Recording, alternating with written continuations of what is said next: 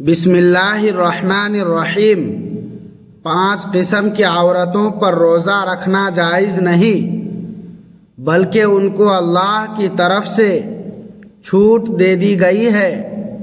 وہ روزہ چھوڑ بھی دیں، روزہ نہ بھی رکھیں تو ان کو کوئی گناہ نہیں ملے گا۔ ان 5 قسم کی عورتوں میں سب سے پہلی عورت یہ ہے۔ محترم ناظرین، کبھی آپ نے سوچا کہ رمضان جیسا بابرکت مہینہ جس میں ہر مومن روزہ رکھنے کی کوشش کرتا ہے، اسی رمضان میں کچھ لوگ ایسے بھی ہوتے ہیں جنہیں خود اللہ تعالیٰ کی طرف سے روزہ نہ رکھنے کی باقاعدہ اجازت دی گئی ہے۔ حیران کن بات یہ ہے کہ اگر وہ روزہ چھوڑ بھی دیں تو نہ ان پر کوئی گناہ ہوتا ہے اور نہ ہی وہ اللہ کی ناراضگی کا شکار بنتے ہیں۔ جی ہاں، شریعت اسلامیہ میں اللہ تعالی نے اپنی بے پناہ رحمت اور حکمت کے تحت کچھ خاص حالتوں کے لیے خصوصی رعایت رکھی ہے۔ یہ وہ حالت ہیں جن میں عبادت چھوڑنا، اللہ کے حکم پر عمل کرنا ہوتا ہے، لیکن افسوس بہت سی خواتین اس مسئلے سے ناواقف ہوتی ہیں۔ بعض اوقات وہ مجبوری کے باوجود روزہ رکھ لیتی ہیں اور بعض بے وجہ احساس گناہ میں مبتلا رہتی ہیں۔ آج کی اس ویڈیو میں ہم پردہ اٹھائیں گے ان 5 عورتوں سے متعلق جن میں عورت کو روزہ چھوڑنے کی مکمل شرعی اجازت دے دی گئی ہے۔ یہ اللہ کی رحمت ہے، یہ شریعت کی آسانی ہے، مگر یاد رکھیں ہر رعایت کی اپنی حدود اور شرائط بھی ہوتی ہیں جنہیں جاننا بے حد ضروری ہے۔ آخر وہ کون سی 5 عورتیں ہیں؟ کن خواتین کو یہ خصوصی چھوٹ حاصل ہے؟ مکمل حقیقت جاننے کے لیے ویڈیو کو آخر تک ضرور دیکھیں، کیونکہ اگلا لمحہ آپ کی بہت بڑی غلط فہمی دور کر سکتا ہے۔ 5 قسم کی عورتوں پر روزہ رکھنا جائز نہیں۔ میں پہلی عورت جس کے بارے میں شریعت نے بڑی شفقت اور حکمت کے ساتھ رعایت رکھی ہے، اور وہ ہے ایسی بیمار عورت جس کے لیے روزہ رکھنا نقصان دہ ہو سکتا ہو۔ بظاہر دیکھنے میں یہ عام سی بات لگ سکتی ہے، مگر حقیقت میں یہ اللہ تعالیٰ کی رحمت کا نہایت گہرا پہلو ہے جسے سمجھنا بہت ضروری ہے۔ اگر کسی عورت کو ایسا مرض لاحق ہو جس میں بھوک اور پیاس برداشت کرنا اس کی صحت کو بگاڑ سکتا ہو، یا اس کی بیماری میں اضافہ ہونے کا یقینی اندیشہ ہو، تو ایسی حالت میں اسلام اسے اپنے آپ کو مشقت میں ڈالنے کا حکم نہیں دیتا، بلکہ شریعت کا اصول یہ ہے کہ جہاں نقصان یقینی یا غالب گمان ہو وہاں رعایت دی گئی ہے۔ یہی وجہ ہے کہ اگر کسی مستند اور دیانتدار ڈاکٹر کی رائے ہو کہ روزہ رکھنے سے بیماری بڑھ سکتی ہے، یا خود عورت کے پچھلے تجربات یہ بتاتے ہوں کہ روزہ اس کے لیے نقصان کا باعث بنتا ہے، تو اس کے لیے روزہ چھوڑ دینا بالکل جائز ہے۔ یہاں ایک نہایت اہم نقطہ سمجھ لیجئے، ایسی عورت اگر روزہ نہیں رکھتی تو وہ گنہگار نہیں ہوتی، بلکہ بعض صورتوں میں روزہ چھوڑ دینا ہی اس کے لیے ضروری ہوتا ہے، کیونکہ اسلام جان کی حفاظت کو مقدم رکھتا ہے۔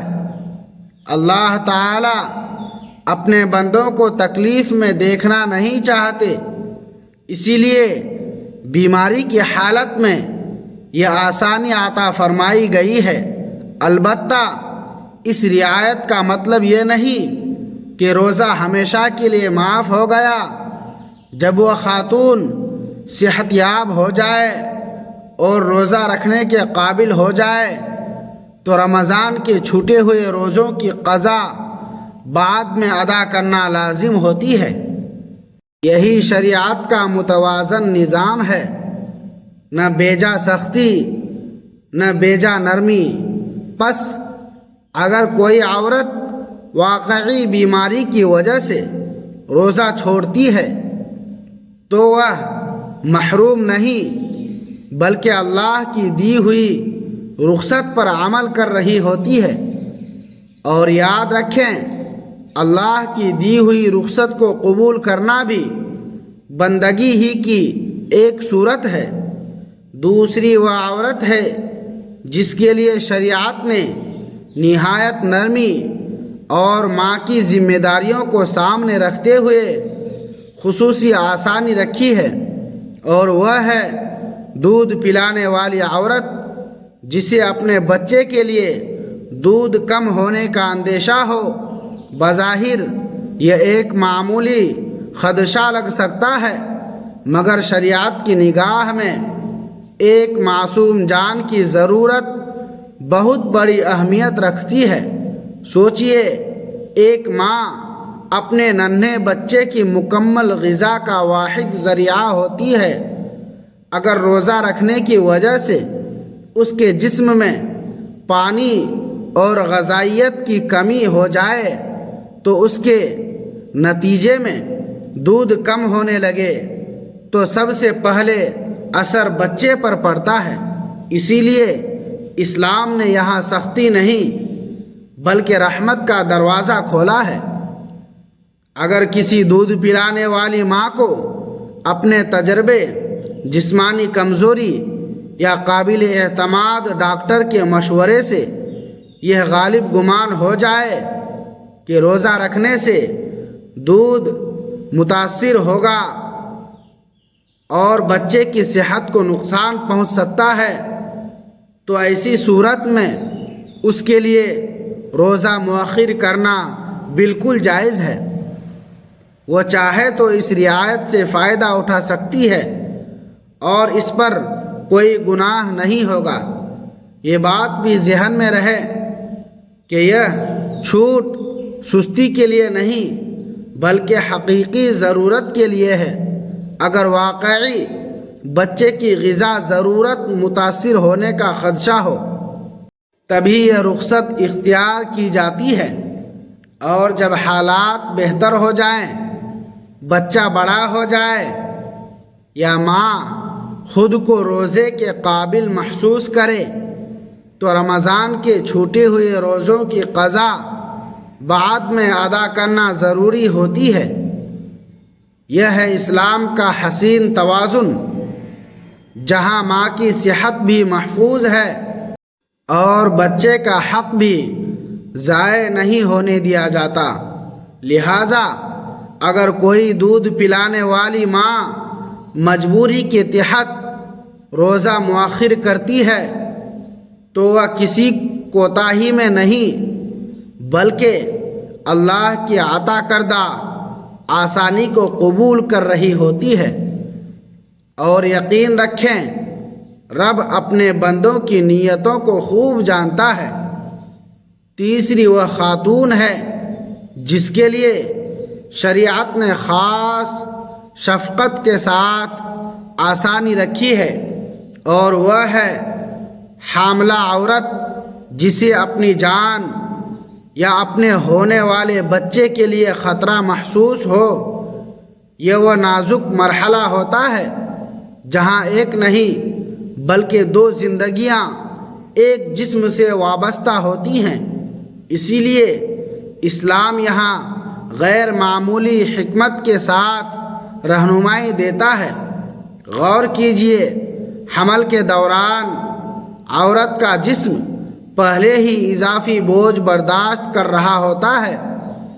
اگر روزہ رکھنے کی وجہ سے شدید کمزوری، پانی کی کمی، چکر یا کسی اور طبی پیچیدگی کا اندیشہ پیدا ہو جائے تو شریعت ایسی خاتون کو خود کو مشقت میں ڈالنے کا حکم نہیں دیتی، بلکہ جہاں حقیقی خطرہ ہو وہاں اللہ تعالی نے واضح رعایت عطا فرمائی ہے۔ اگر حاملہ عورت کو اپنے ذاتی تجربات، بے جسمانی علامات یا کسی مستند ڈاکٹر کے مشورے سے یہ غالب گمان ہو جائے کہ روزہ رکھنے سے اس کی صحت متاثر ہو سکتی ہے یا بچے کی نشو و نما پر برا اثر پڑ سکتا ہے، تو ایسی صورت میں اس کے لیے روزہ چھوڑ دینا جائز ہے۔ یاد رکھیں، یہ کمزوری نہیں بلکہ اللہ کی دی ہوئی رخصت سے فائدہ اٹھانا ہے۔ البتہ اس سہولت کا مطلب یہ نہیں کہ روزے ہمیشہ کے لیے معاف ہو گئے۔ جب وہ خاتون بچے کی پیدائش کے بعد اور صحت بحال ہونے پر خود کو روزہ رکھنے کے قابل پائے تو رمضان کے چھوٹے ہوئے روزوں کی قضا ادا کرنا لازم ہوتی ہے۔ یہی شریعت کا متوازن اور رحمت بھرا نظام ہے۔ پس اگر کوئی حاملہ عورت حقیقی خدشے کی بنیاد پر روزہ مؤخر کرتی ہے تو وہ کسی گناہ میں مبتلا نہیں ہوتی، بلکہ وہ اللہ کے عطا کردہ آسانی کو قبول کر رہی ہوتی ہے۔ یاد رکھیں، اللہ تعالی اپنے بندوں پر سختی نہیں چاہتے بلکہ آسانی چاہتے ہیں، خاص طور پر وہاں جہاں ایک نئی زندگی کی حفاظت کا معاملہ ہو۔ چوتھی وہ عورت ہے جس کے بارے میں شریعت کا حکم نہایت واضح اور قطعی ہے، اور وہ ہے حالت حیض میں موجودہ عورت۔ یہ وہ کیفیت ہے جو ہر بالغ عورت کی فطری زندگی کا حصہ ہے، اور اسلام نے اس طبی حالت کو پوری حکمت کے ساتھ مد نظر رکھا ہے۔ جب کسی عورت کو ماہواری شروع ہو جائے تو اس پر روزہ رکھنا جائز نہیں رہتا۔ یہاں اہم بات یہ ہے کہ یہ ممانعت کسی کمی یا محرومی کی وجہ سے نہیں، بلکہ اللہ تعالی کی طرف سے دی گئی ایک واضح شرعی ہدایت ہے۔ اس حالت میں جسم پہلے ہی ایک خاص جسمانی تبدیلی اور کمزوری سے گزر رہا ہوتا ہے، اسی لیے شریعت نے اس دوران روزہ نہ رکھنے کا حکم دیا ہے۔ اگر کوئی عورت حیض کی حالت میں روزہ رکھنے کی کوشش بھی کرے تو شرعی اعتبار سے وہ روزہ معتبر نہیں ہوتا، یعنی بظاہر بھوکا پیاسا رہنے کے باوجود اسے روزے کا ثواب حاصل نہیں ہوگا۔ اسی لیے فقہا نے وضاحت کی ہے کہ ایسی صورت میں روزہ رکھنا درست طریقہ نہیں بلکہ حکم شریعت کے خلاف ہے۔ البتہ یہاں ایک اور پہلو سمجھنا ضروری ہے۔ حیض ختم ہونے اور پاکی حاصل ہونے کے بعد اس عورت پر رمضان کے چھوٹے ہوئے روزوں کے قضا رکھنا لازم ہوتی ہے، یعنی اسلام نے عبادت کو مکمل طور پر ساقط نہیں کیا بلکہ مناسب وقت تک مؤخر کیا ہے۔ یہی شریعت کا خوبصورت توازن ہے۔ نہ فطرت پر بوجھ نہ عبادت کی مکمل محرومی۔ یہ حکم واضح طور پر احادیث مبارکہ سے ثابت ہے اور امت کا اس پر اجماع ہے۔ لہٰذا اگر کوئی عورت حیض کے دنوں میں روزہ چھوڑ دیتی ہے تو وہ ہرگز گنہگار نہیں ہوتی، بلکہ وہ عین شریعت پر عمل کر رہی ہوتی ہے۔ پس یاد رکھیں، بعض اوقات روزہ نہ رکھنا ہی اصل اطاعت ہوتی ہے، اور حیض کے ایام میں روزہ مؤخر کرنا دراصل اللہ کے حکم کے سامنے سر تسلیم خم کرنا ہے، جو خود ایک بڑی بندگی ہے۔ پانچویں وہ عورت ہے جس کے لیے شریعت نے ماں بننے کے نازک مرحلے کو سامنے رکھتے ہوئے خصوصی رعایت رکھی ہے، اور وہ ہے نفاس والی عورت، یعنی وہ عورت جسے بچے کی پیدائش کے بعد خون آ رہا ہو۔ یہ وقت عورت کی جسمانی کمزوری اور بحالی کا مرحلہ ہوتا ہے، اسی لیے اسلام یہاں غیر معمولی آسانی عطا کرتا ہے۔ ولادت کے بعد آنے والا خون نفاس کہلاتا ہے۔ جب تک یہ کیفیت جاری رہے اس دوران عورت پر روزہ رکھنا جائز نہیں ہوتا۔ شریعت کا اصول یہاں بالکل واضح ہے کہ نفاس کی حالت میں روزہ نہ رکھنا ہی شرعی حکم ہے۔ اگر کوئی عورت اس مدت میں روزہ رکھنے کی کوشش بھی کرے تو وہ روزہ شرعاً معتبر نہیں ہوتا۔ یہ حکم دراصل اللہ تعالیٰ کی رحمت کا مظہر ہے، کیونکہ بچے کی پیدائش کے بعد عورت کا جسم شدید کمزوری، تھکن اور اندرونی تبدیلیوں سے گزر رہا ہوتا ہے۔ ایسے وقت میں اسے بھوک اور پیاس کی اضافی مشقت میں ڈالنا اسلام کا مقصد نہیں۔ اس لیے شریعت نے ماں کی صحت اور بحالی کو مقدم رکھا ہے۔ البتہ اس رعایت کے ساتھ ایک ذمہ داری بھی وابستہ ہے۔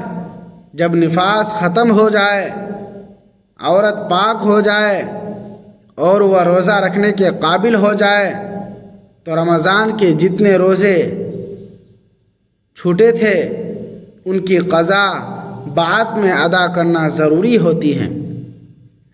لہٰذا اگر کوئی عورت نفاس کے دنوں میں روزہ نہیں رکھتی تو وہ ہرگز گنہگار نہیں ہوتی، بلکہ وہ اللہ کی دی ہوئی رخصت پر عمل کر رہی ہوتی ہے۔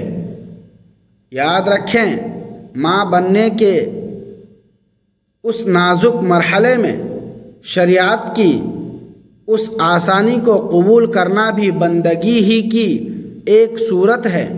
محترم ناظرین، اللہ تعالیٰ کی ذات سراسر رحمت، شفقت اور مہربانی کا سمندر ہے۔ وہ الرحمن ہے، یعنی بے حد مہربانی فرمانے والا۔ وہ الرحیم ہے، یعنی بار بار رحم فرمانے والا۔ اس کی رحمت کسی ایک گروہ، کسی ایک وقت یا کسی ایک حالت تک محدود نہیں، بلکہ اس کی مہربانی پوری کائنات کو اپنے حصار میں لیے ہوئے ہے۔ انسان جب اپنی زندگی کے نشیب و فراز پر نظر ڈالتا ہے تو اسے ہر موڑ پر رب کی نرمی، اس کی آسانی اور اس کی شفقت کے جلوے نظر آتے ہیں۔ سوچئے، ایک ماں اپنے بچے سے کتنی محبت کرتی ہے۔ وہ راتوں کو جاگتی ہے، اپنی نیند قربان کرتی ہے، اپنی خواہشیں چھوڑ دیتی ہے، مگر اپنے بچے کو تکلیف میں نہیں دیکھ سکتی۔ لیکن ہمارے رب کی محبت اس سے بھی کہیں زیادہ ہے۔ احادیث میں آتا ہے کہ اللہ تعالی اپنے بندوں پر ماں سے بھی بڑھ کر رحم فرمانے والا ہے، یعنی وہ محبت جسے ہم دنیا میں سب سے بڑی سمجھتے ہیں، رب کی رحمت اس سے بھی بڑھ کر ہے، بلکہ کئی گنا زیادہ وسیع اور گہری ہے۔ اللہ تعالی ہرگز نہیں چاہتا کہ اس کی مخلوق بیجا پریشانی میں پڑے، نہ وہ اپنے بندوں کو ایسی مشقت میں دیکھنا پسند کرتا ہے جو ان کی طاقت سے باہر ہو۔ اسی لیے دین اسلام میں جگہ جگہ آسانیاں رکھی گئی ہیں۔ جہاں طاقت ہو وہاں حکم ہے، جہاں مجبوری ہو وہاں رعایت ہے۔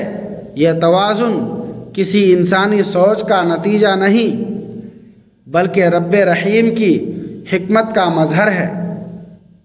پھر جب ماہ رمضان آتا ہے تو گویا آسمانوں سے رحمتوں کی بارش شروع ہو جاتی ہے۔ یہ وہ مہینہ ہے جسے برکتوں، مغفرتوں اور رحمتوں کا موسم کہا جاتا ہے۔ اس مہینے میں نیکی کا اجر کئی گنا بڑھا دیا جاتا ہے، گناہوں کی معافی کے دروازے کھول دیے جاتے ہیں اور بندوں کو اپنے رب کے قریب آنے کے بے شمار مواقع عطا کیے جاتے ہیں۔ ہر طرف رحمت کا نزول ہو رہا ہوتا ہے، ہر لمحہ بخشش کی ہوائیں چل رہی ہوتی ہیں۔ لیکن یہاں رب کی رحمت کا ایک اور حسین پہلو سامنے آتا ہے۔ اللہ تعالیٰ نے اس بابرکت مہینے میں بھی اپنی بندیوں کو نہیں بھلایا۔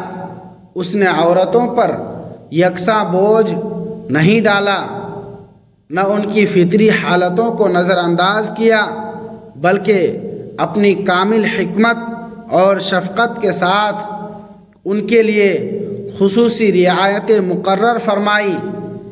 جہاں روزہ ان کے لیے نقصان دہ ہو سکتا ہے، وہاں اللہ نے فرمایا تم پر جبر نہیں، تم پر آسانی ہے۔